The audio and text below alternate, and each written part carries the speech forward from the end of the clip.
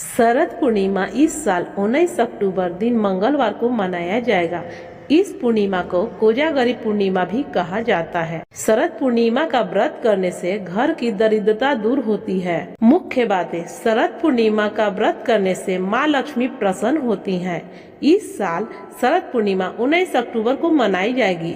शरद पूर्णिमा के दिन अधिकांश घरों में खीर बनाई जाती है। शरद पूर्णिमा के दिन ही माँ लक्ष्मी का जन्म हुआ था, यानी माँ लक्ष्मी समुद्र मंथन के द्वारा इसी दिन प्रकट हुई थी।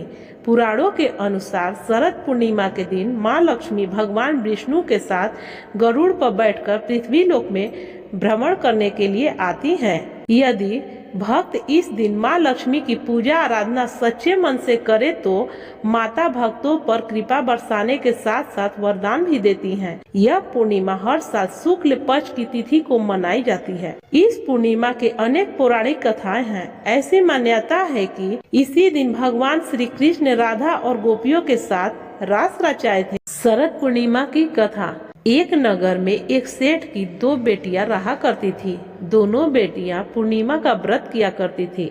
बड़ी बेटी इस व्रत को बड़ी आस्था के साथ करती थी, लेकिन छोटी अक्सर इस व्रत को अधूरा ही छोड़ देती थी, जिसके कारण उसके घर में कन्या जन्म लेती थी और कुछ दिनों के बाद वह मर जाती थी।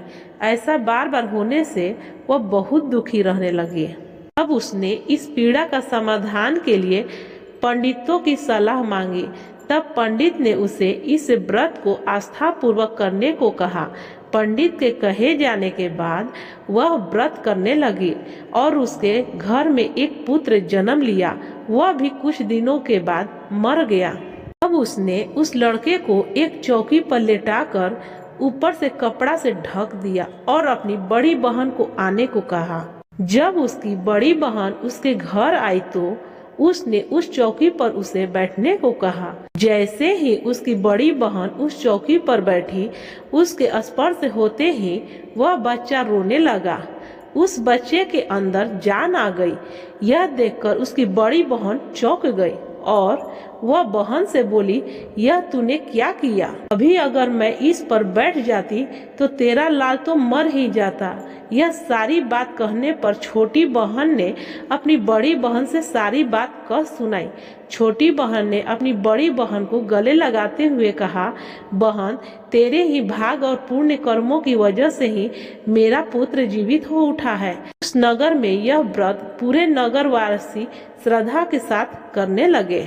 इसलिए हमें शरद पूर्णिमा का व्रत जरूर करना चाहिए। ये अति फलदायी है। ओम श्री लक्ष्मीयाय नमः।